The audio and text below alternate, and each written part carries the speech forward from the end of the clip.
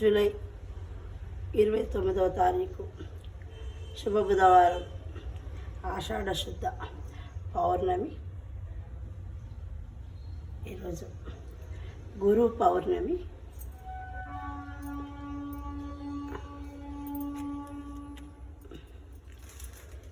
లక్ష్మీనారాయణ సిద్ధారాలు, బాబాసాహెబ్ అమ్మవారికి మల్లెపూలు అన్ని రకాల పుష్పాలతో అలంకరించుకున్న ఇప్పుడు మల్లెపూలు. వరంగల్ భద్రకాళి అమ్మవారు శాకాంబరి దేవిగా మన అందరికీ దర్శనమిస్తుంది.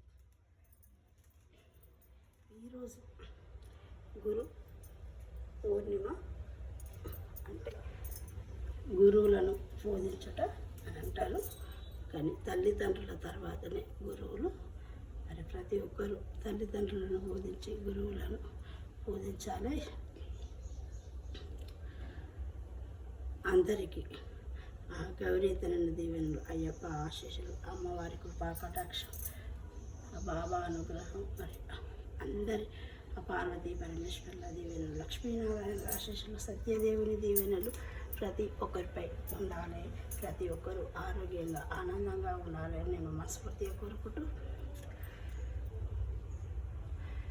నమస్తేస్తు మహామాయే శ్రీపీఠేశ్వర పూజితే శంఖచక్ర గదాహస్తే మహాలక్ష్మీ నమోస్తుతే, మహాలక్ష్మీ నమోస్తుతే.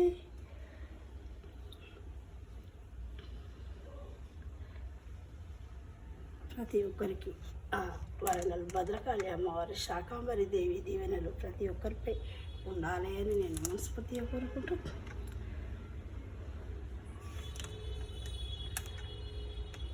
జననీ శివకామిని జయ శుభకారిణి విజయ రూపిణి అమ్మవు నీవే అఖిల జగాలకు అమ్మలగన్నా అమ్మవు నీవే నీ చరణములే నమ్మితి మమ్మ, నీ చరణములే నమ్మితి మమ్మ, చరణము కోరితి మమ్మ భవాని జననీ శివకామిని.